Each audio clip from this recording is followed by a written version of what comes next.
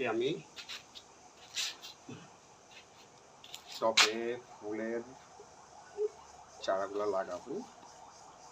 সবগুলো রেডি করে রাখছি, মাটিটা দিয়ে পানিটা নিয়ে দিয়ে রেডি করে রাখলাম।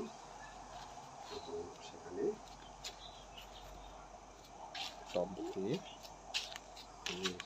দিয়ে সাজিয়েছি। এই টবগুলোর মধ্যে গাছ লাগাবো। ওই গাছগুলো ওগুলো ভাগ করে লাগাবো সবগুলো, ঠিক আছে? ভালো দেখতে পাবেন লাগাচ্ছি। তবে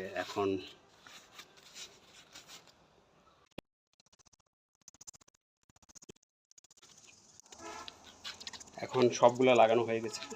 দেখুন চারা, এগুলো আপাতত এই ছায়া জায়গায় রাখবো 2-3 দিন বা 1 সপ্তাহের মতো, তারপরে রোদ্রে দেবো ফিক্সড হয়ে গেলে। Thank you.